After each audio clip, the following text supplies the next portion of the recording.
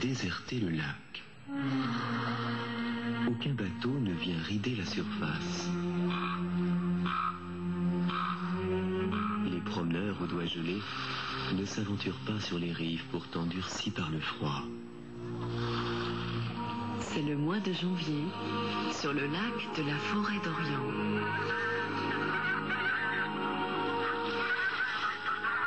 Des cancans graves résonnent contre les grands arbres. Il n'y a pas de doute, les oies des moissons ont le ventre bien repu. On dirait une conversation de salon, avec ça et là des notes plus aiguës et cristallines. Plus loin, les joyeux plongeons des Milouins bousculent la quiétude des eaux glacées.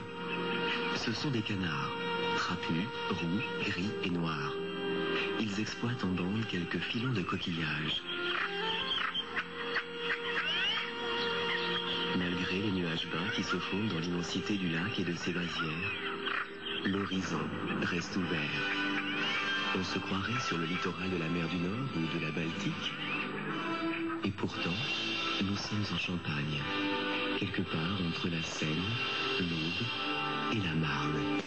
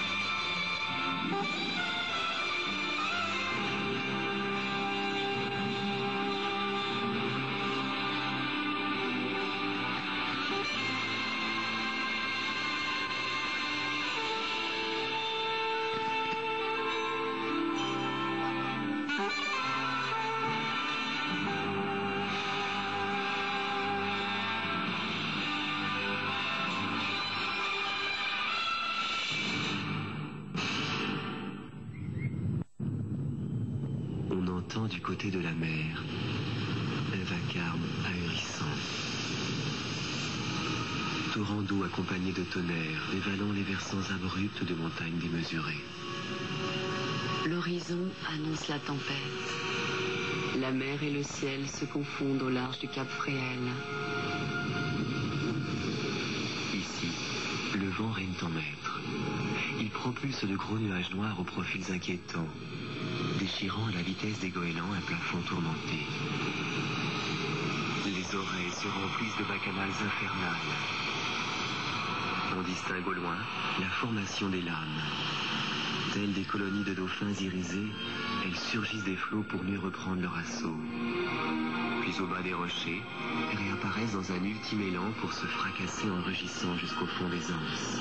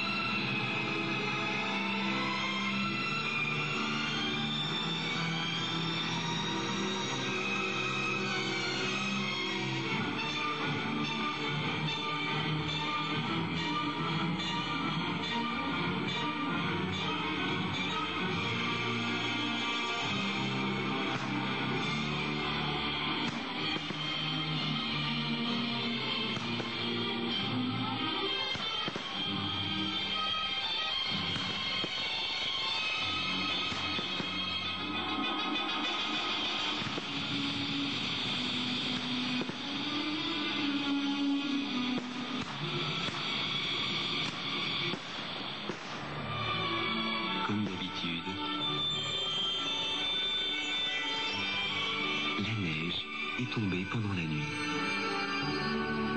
Et au réveil, le silence ouaté accompagne le grand manteau blanc. Sur le sentier, les traces se suivent, se croisent, se mêlent et s'effacent.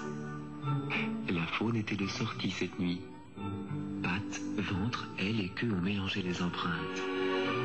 L'infernal sarabande des corbeaux, renards, lapins, mulots et merles. Qui a poursuivi qui, a mangé qui? Miracle. Contre un tas de fagots à demi pourris, un sac de grains pour le gibier gîte éventré. Rassuré par 2 coups d'œil de côté, un écureuil bondit et vient s'empiffrer sans plus tarder.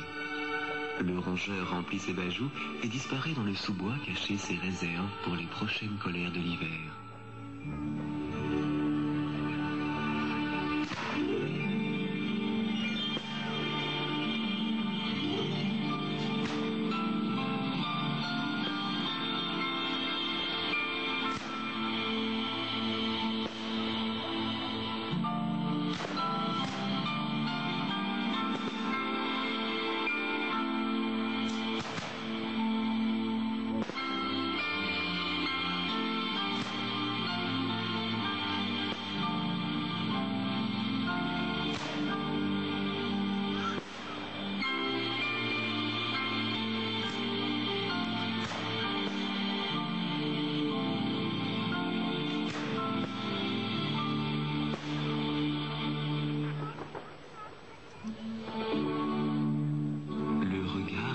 Toit de tuiles roses, entre la plage interminable et les grandes lagunes balayées par la tramontagne.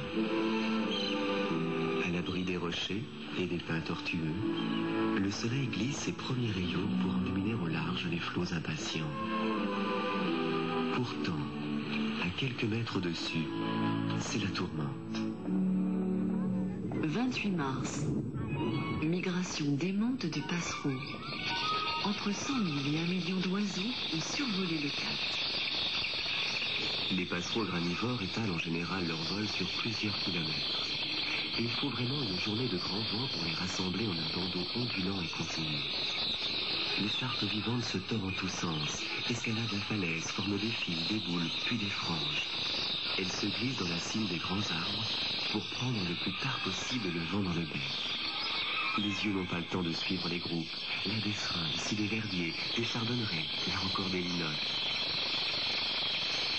Tous affrontent la tourmente et implorent la nature que le vent cesse sa folie.